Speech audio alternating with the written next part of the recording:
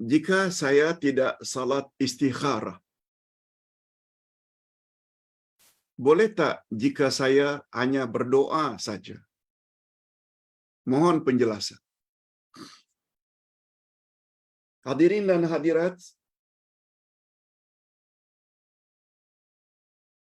Ustaz telah jelaskan dengan panjang lebar istikharah dalam buku ini. Himpunan salat sunat menurut Rasulullah sallallahu alaihi wasallam. Tebal bukunya. Lebih kurang 400 muka surat. Ustaz ada sebut di dalam buku ini tentang salat istikharah. Sila baca. Salat sunat istikharah maknanya kita salat karena kita mohon pilihan Allah. Kita ada beberapa pilihan. Nggak bisnes. Nggak buat kedai runcit ke, nggak bisnis kereta ke, nggak buat gerai ke, nggak beli taksi ke untuk kita bawa taksi, Grab ke, Lalamove ke, kita tak tahu. Beberapa pilihan itu membawa kebaikan untuk masa depan kita. Lalu kita pun salat sunat 2 rakaat istikharah. Istikharah maknanya minta pilihan Allah. Sebab Allah tahu segala-galanya apa yang akan terjadi. Nah, pertanyaannya, cukup tak Ustaz bila saya tidak buat salat istikharah, tapi saya hanya berdoa saja? Hadirin dan hadirat, memang ada galakan dari Nabi, selesai salat istikharah, hendaklah kamu berdoa. Nah, sekarang salat tidak, doa saja. Hadirin dan hadirat, dalam buku ini juga Ustaz ada sebut salat sunat tobat. Salat sunat tobat itu sebenarnya sebagai pelengkap.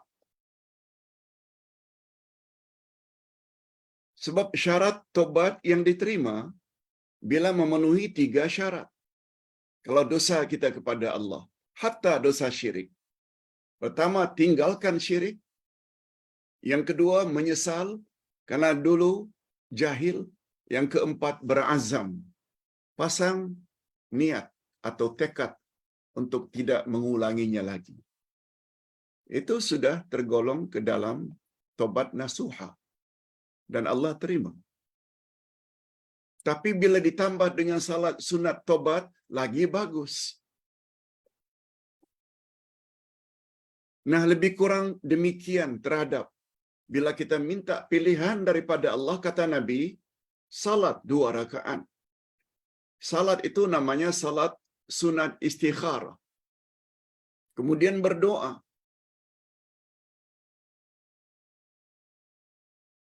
Ustaz hanya katakan boleh berdoa. Cuma bila tidak buat salat sunat istikharah, jadi tidak lengkap.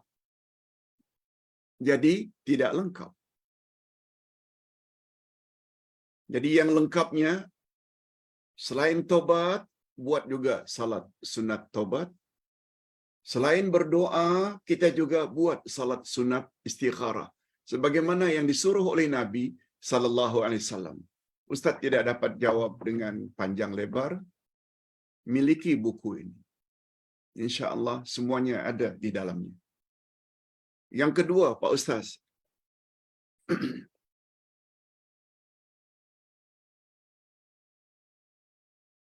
Di dalam Al-Quran, Allah Subhanahu Wa Taala berfirman dalam surat Sad ayat 82 dan 83. Allah menyebut mukhlasin.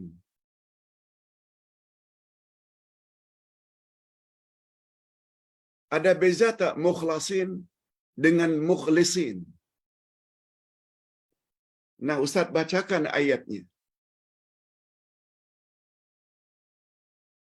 Ayat ini mengandungi azam, tekad iblis di depan Allah Azza wa Jalla setelah dilaknat oleh Allah karena enggan sujud pada Adam. Lalu Allah laknat, Allah kutuk iblis. Dalam keadaan terkutuk, iblis memohon kepada Allah. Iblis bertekad dan berazam di hadapan Allah untuk menyesatkan anak cucu Adam. Lihat jahatnya iblis. Durhakanya iblis.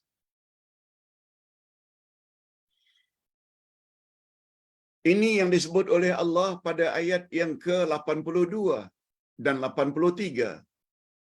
A'udzubillahi minasyaitonir rajim. Qala fa bi'izzatika la'uwiyannahum ajma'in illa ibadaka minhumul mukhlasin.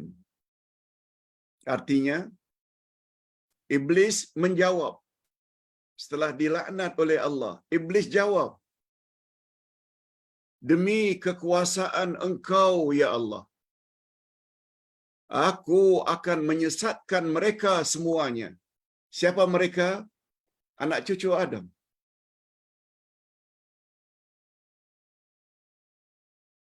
Kecuali yang aku tidak boleh sesatkan mereka, kecuali hamba-hambamu yang mukhlis di antara mereka. Di sini disebut mukhlasin. Dan untuk pengetahuan, ada juga ulama tafsir yang membaca mukhlisin, orang yang ikhlas.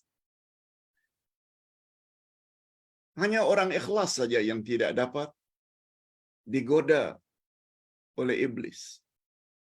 Ingat ya, ikhlas itu sama dengan tauhid. Inilah yang kami coba sampaikan dalam ziarah ke beberapa negeri baru-baru ini. Dan 2 minggu lagi insya Allah kami akan ziarah pula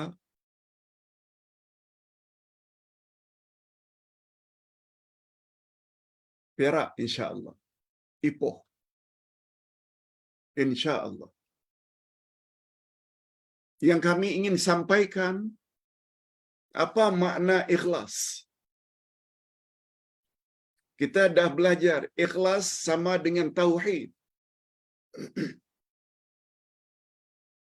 Ikhlas bukan sekadar lawan dari riya. Lawan ikhlas adalah syirik. Sedangkan riya pula adalah syirik kecil, kata Nabi. Asyirkul asghar. Coba lihat, gara-gara syirik kecil, riya, amal kita tak diterima, apalagi syirik besar. Ikhlas sama dengan tauhid. Itu sebabnya kalimat tauhid, la ilaha illallah, dipanggil juga dengan kalimat ikhlas. Karena itulah kandungan utama dari surat Al-Ikhlas. Qul huwallahu ahad. Ini sungguh banyak dari kalangan umat Islam yang tidak faham. Apalagi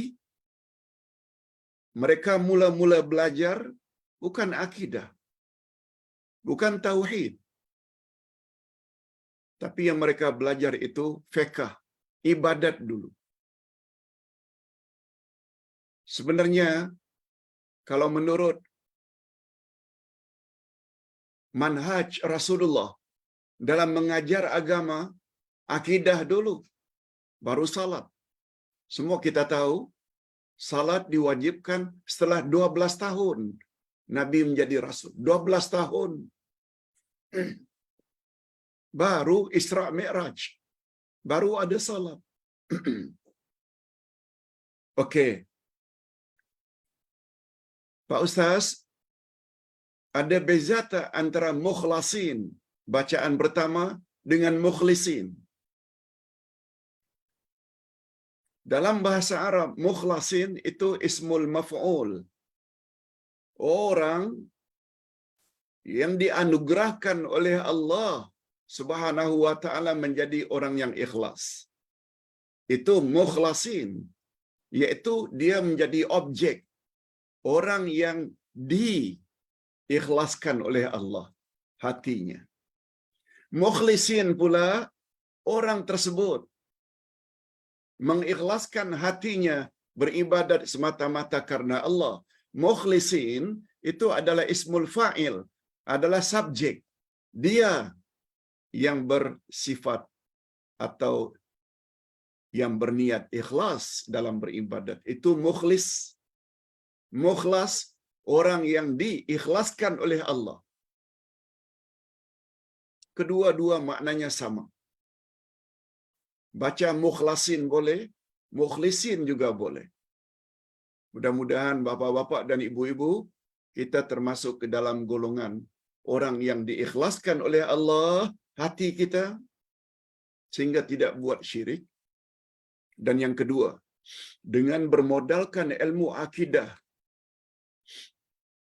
kita senantiasa mengikhlaskan segala yang kita buat semata-mata karena Allah, tidak kepada yang lain. Itu penjelasan Ustaz tentang perbezaan mukhlasin dengan mukhlisin. Satu isim maf'ul, satu isim fa'il. Itu sebabnya untuk menerapkan atau menafsirkan Quran, memahami bahasa Arab sangat mustahak, sebab Al-Quran dalam bahasa Arab. Lain saja baris, lain maknanya. Namun antara mukhlasin dengan mukhlisin tadi, satu ismul fa'il, satu ismul maf'ul, kedua-duanya dengan makna yang betul. Nah, pertanyaan yang ketiga, Pak Ustaz.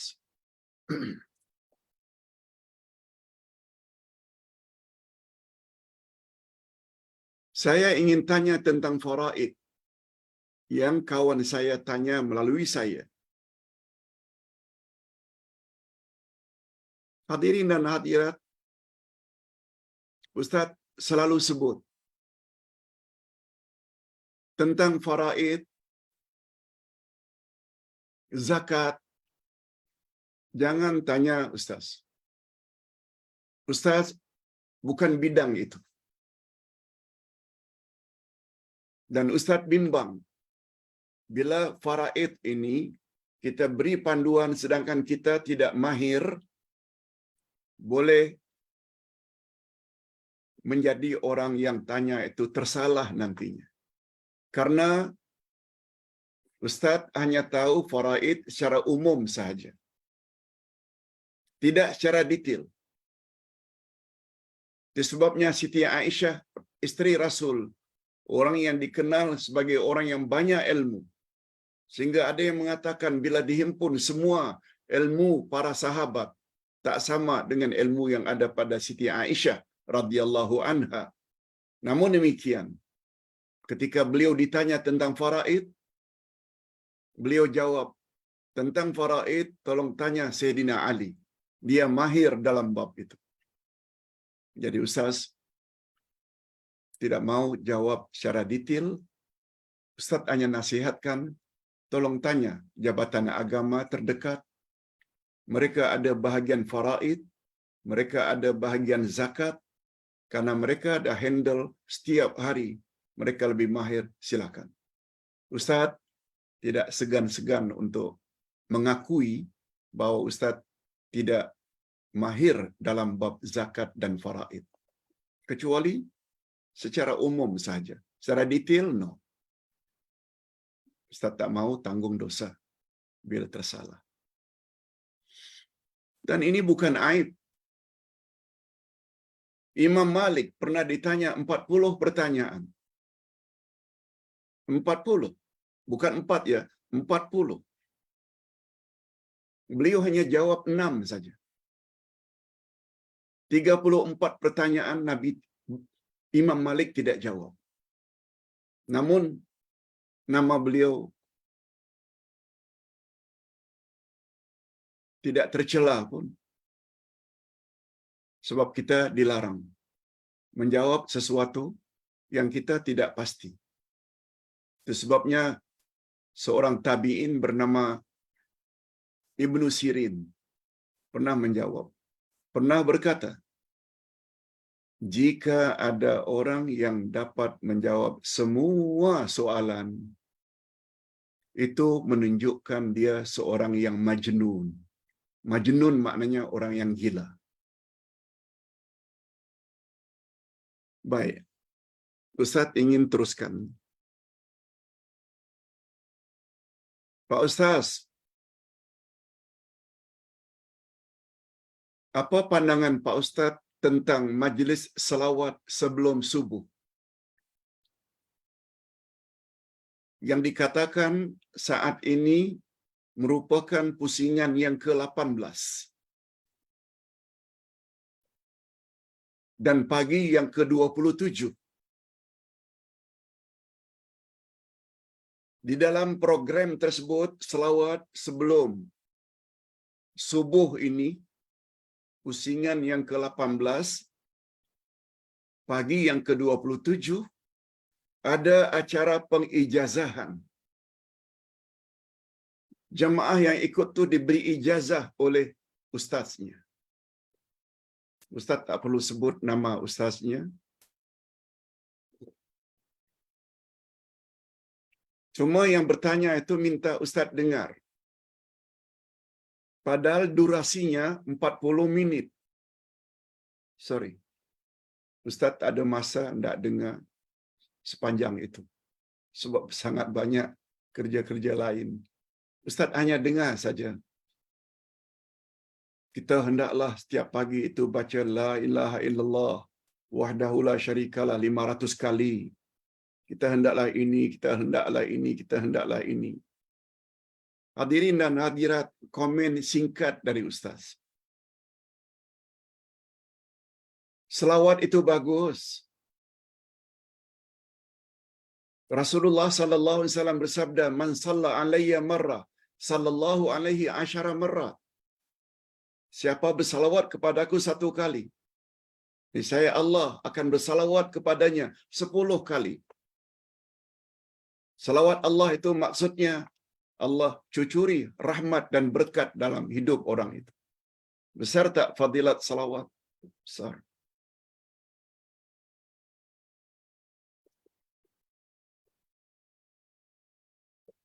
Rasulullah sallallahu alaihi wasallam juga bersabda, perbanyakkan selawat, khasnya pada hari Jumaat. Selawat boleh setiap hari, tapi hari Jumaat perbanyakkan. Hadis sahih.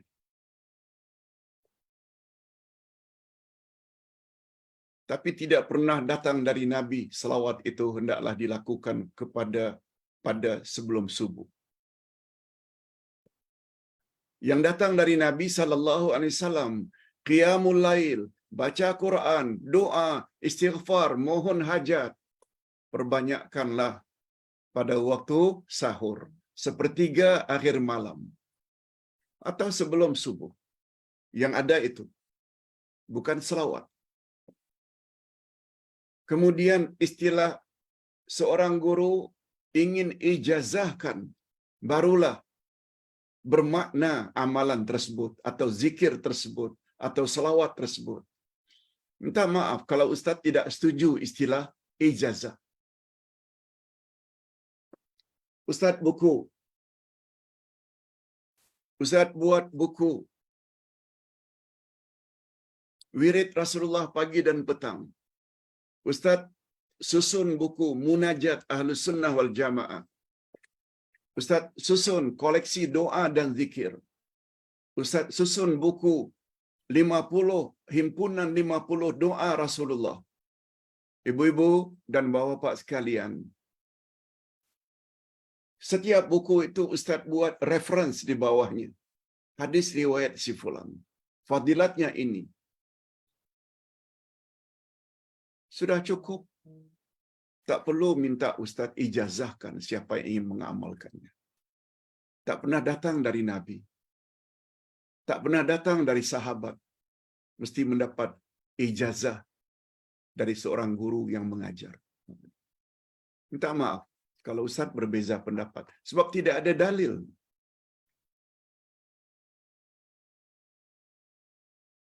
Yang datang dari Nabi, balighu anni walau ayat. Sampaikan olehmu daripadaku walau satu ayat. Zikir ke, selawat ke, ini ke, itu ke, wirid ke, sampaikan. Nabi tak sebut ijazahkan.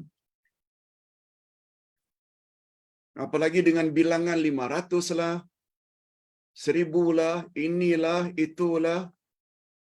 Sebagaimana pertanyaan pagi tadi. Ustaz, bila baca bismillah sekian kali dia akan dapat begini, begini, begini. Bila baca bismillah sekian kali dia dapat begini, begini, begini. Bila baca bismillah di hadapan orang tertentu begini, begini, begini. Lalu ditanya, Pak Ustaz, cantiknya posting ini, boleh tak saya viralkan? Ustaz jawab, Bismillahirrahmanirrahim memang cantik. Tapi penentuan sekian kali dibaca ini fadilatnya, ini fadilatnya. Tidak pernah datang dari Nabi. Oleh sebab itu, nasihat Ustaz, jangan amalkan dan jangan viralkan. Sesuatu yang bukan datang dari Nabi.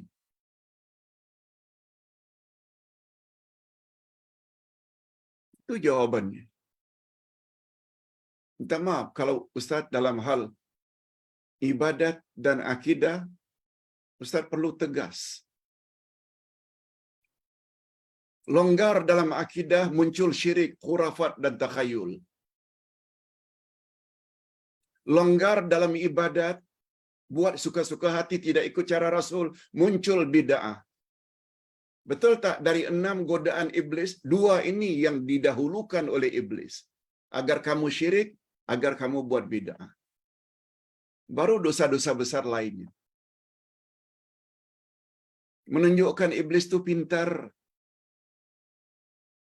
Cara dia nak menyesatkan manusia. Tapi sayangnya kita ni tak pintar-pintar. Ikut saja. Walaupun ustaz yang menyampaikan ajaran itu tak bawa ayat Quran, tak bawa hadis Nabi. Langsung percaya. Na'udzubillah. Kenapa jadi bodoh macam itu?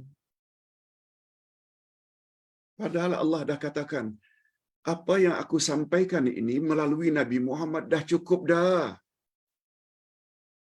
Kamu tak boleh dikalahkan oleh orang kafir. Takut hanya padaku. Jangan takut pada mereka. Na'udzubillah. Inilah gara-gara ketiadaan ilmu. Ini belum lagi, lusa, hari Rabu, Ustaz akan jawab pertanyaan. Kata jemaah, saya dah viralkan Ustaz dalam TikTok saya tentang kehebatan Al-Asma'ul Husna yang Ustaz tulis. Tiba-tiba dapat komen yang bukan-bukan. Dan yang komen itu berserban besar, berjanggut panjang. Mengapa bercakap syurga neraka? Antara komennya. Syurga neraka itu di dunia saja.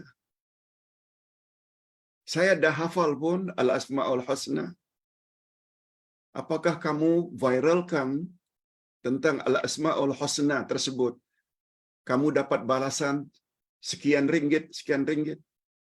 Tak perlu. Allah itu apakah alif lam lam ha atau alif lam lam hu? Kita tahulah. Ini tren tarikat. Sufi. Tarikat sesat. Cara pemahamannya macam itu. Dia tak tahu bahawa kehidupan yang sebenarnya bahagia ke, menderita ke di alam akhirat. Apa hukum orang yang tak percaya adanya alam akhirat? Sedangkan salah satu dari sifat orang-orang yang bertakwa pada ayat yang ketiga, yang keempat, dari surat Al-Baqarah. Wabil akhirati hum yuqinun. Terhadap hari akhirat mereka yakin.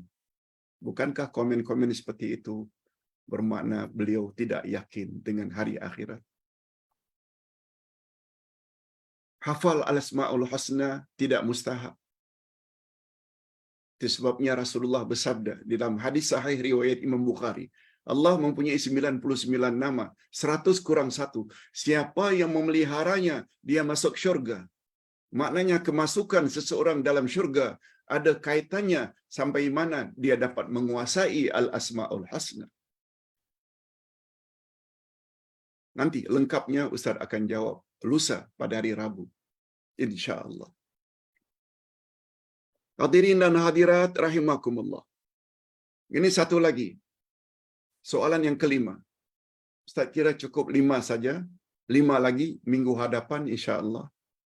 Ustaz, ada seorang ustaz dari Indonesia mengatakan bahawa Nabi Khidir itu masih hidup. Malah Nabi Khidir pernah datang ke Indonesia. Betulkah Pak Ustaz?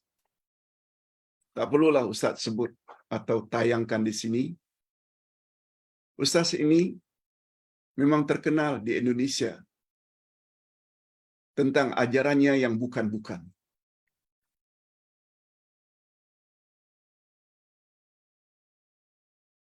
Hadirin dan hadirat, fokus kepada Nabi Khidir. Hadis sahih riwayat Imam Bukhari, Nabi Muhammad sallallahu alaihi wasallam bersabda, tidak ada seorang pun yang pernah hidup 100 tahun yang lalu pada hari ini.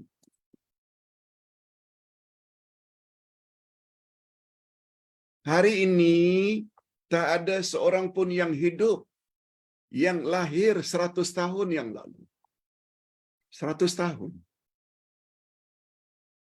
Nabi Khidir dengan hari ini dah berapa tahun? Berapa ribu tahun? Coba dengar baik-baik. Antara Nabi Muhammad sallallahu alaihi wasallam dengan Nabi Isa 600 tahun.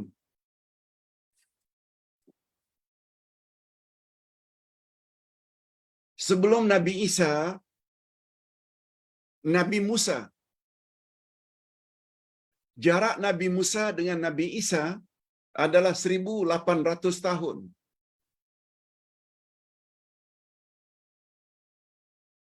Nabi Khidir jumpa dengan Nabi Musa.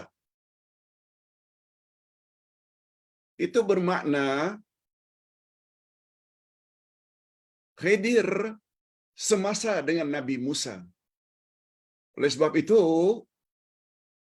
antara Khidir dengan Nabi Muhammad sallallahu alaihi wasallam 1800, Musa ke Isa. Isa diangkat ke langit oleh Allah dengan Nabi Muhammad diangkat jadi Rasul 600. Bila ditambah 1800 tahun dengan 600, dia jadi 2400 tahun. Kita pula hari ini sudah 1400 tahun lebih dengan Nabi Muhammad wafat. 2400 jarak antara Nabi Musa dengan Nabi Muhammad 2400 tahun. Ditambah pula dengan 1400. Dia akan jadi berapa? 3800 tahun. Nabi Muhammad buat statement. 100 tahun orang yang lahir dulu dah tak ada lagi yang hidup. Apatah lagi terhadap 3800 tahun. Itu satu. Mengarutnya dakwaan ustaz tersebut. Nabi Khidir kononnya hari ini dan pernah datang ke Indonesia. Mengarut. Itu satu. Yang kedua dalam perang Badar. Yang kedua dalam perang Badar. Tadi Ustaz ada sebut umat Islam hanya 300 orang lawan 1,000 orang musyrikin Mekah yang dipimpin oleh Abu Jahal.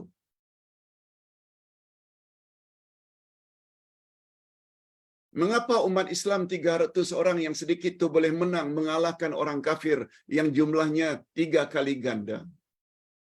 Karena keikhlasan, karena tauhid.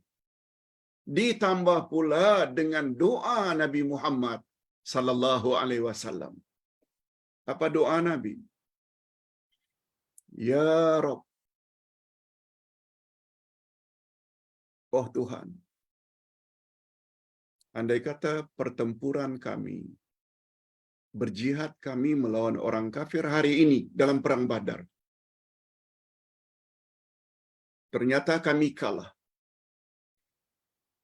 Ya Allah, kalau kami kalah dalam perang Badar, niscaya tidak akan ada lagi orang yang akan menyembah-Mu, ya Allah. Begitu doa Nabi.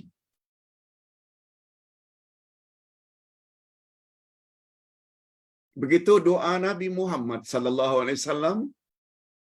Dengan kata lain, Nabi minta dimenangkan oleh Allah. Jumlah umat Islam ketika itu sekitar 300 orang yang turut serta dalam perang Badar. Nabi Khidir pula adalah manusia, bukan malaikat. Nabi Khidir adalah manusia. Oleh sebab itu kata ulama akidah, apabila Khidir itu adalah manusia, sudah sewajarnya Khidir hadir membantu Nabi Muhammad untuk mengalahkan orang-orang kafir Mekah. Tapi tak ada satu riwayat Nabi Khidir itu hadir datang. Yang ada riwayat, yang ada nasnya, yang ada dalilnya, Allah turunkan malaikat beribu-ribu dari langit untuk membantu Nabi Muhammad sallallahu alaihi wasallam. Malaikat, bukan Khidir. Kalau Khidir masih hidup, mengapa Khidir tidak bantu perjuangan Nabi Muhammad sallallahu alaihi wasallam? Cukuplah itu sebagai jawaban Ustaz.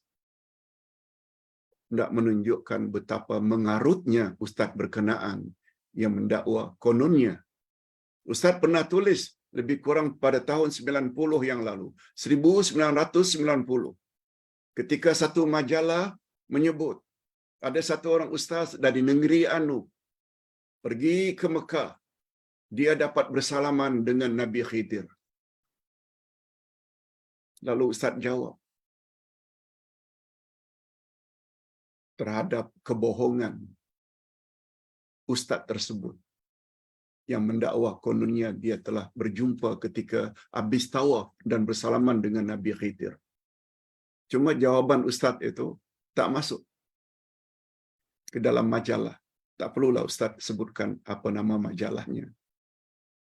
Sebab yang penting kan bagi majalah satu berita yang orang ramai suka, bukan penyebaran ilmu. Na'udzubillahi min dzalik. Ustaz kira cukup.